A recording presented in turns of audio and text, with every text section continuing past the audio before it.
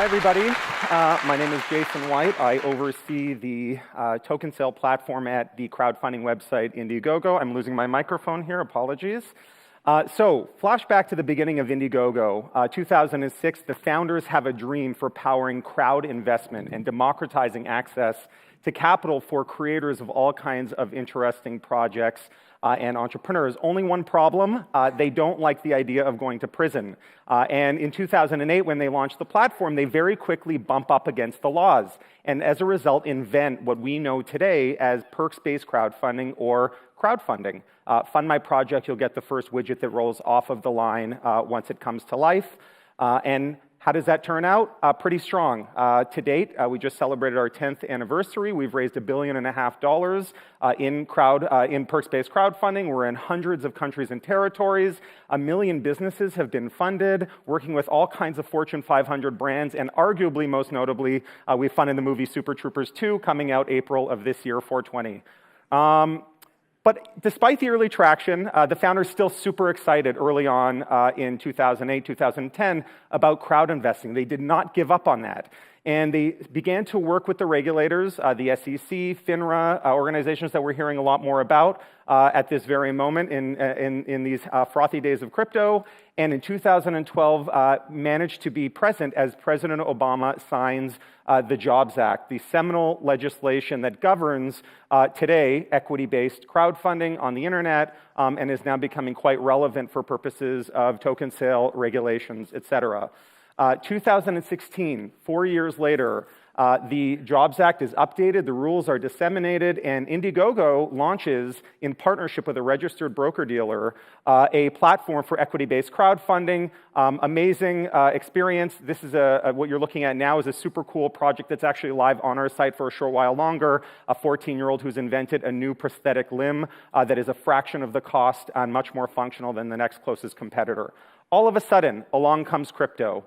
Billions of dollars in token sales in 2017. We're getting bombarded by companies that were previously coming for perks or equity-based crowdfunding and asking us about facilitating token sales on our platform because they see what we can do as far as amplifying these types of fundraising campaigns. We also see the SEC and other regulatory bodies step right into the fray and start to opine in a perhaps ambiguous, in some cases, way about the various regulatory considerations in connection with conducting token sales, utility, and otherwise. So we start to scratch our heads and we have this aha moment. And that is that token sales are really just a continuation of exactly what we have been striving to do for 10 years, which is facilitate democratization of capital. And we see this as crowdfunding 3.0, 1.0 being perks, 2.0 being equity-based crowdfunding, and again now we see token sales as crowdfunding 3.0. Takes advantage of everything we've been doing as a platform, particularly with equity-based crowdfunding.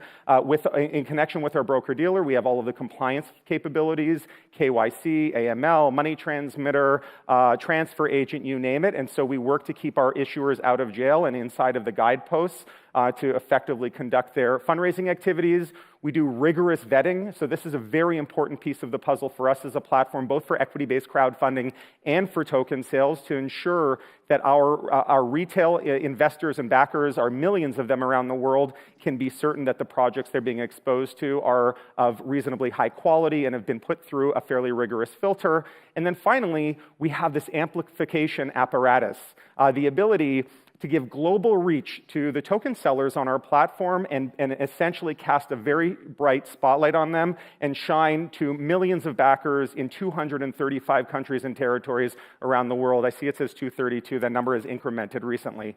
So how's that gone so far? In December of last year, we launched our first token pre-sale, super cool project called the Fan Control Football League, in which a token gives voting rights and allows fans of a real sports league to call the plays in real time for their teams, design the uniforms, call the coaches, etc. The project does very well on our site. We get covered in all kinds of wonderful publications like the New York Times, and all of a sudden we are bombarded by all kinds of token sellers, large and small. We think it's a very good problem to have, and it's an exciting place that we are right now. This includes 2 people in a basement working on a new protocol. It includes Fortune 500s that are exploring exploring very innovative new ways of adopting the blockchain and engaging in token sale activities. And thus, we like to think of Indiegogo as the token sale platform for everybody. This isn't just about crypto investors. This isn't just about accredited investors and wealthy folks. Indiegogo has the ability to amplify token sales to everyday folks, tens of millions of them around the planet, and we're excited to be here. Thank you.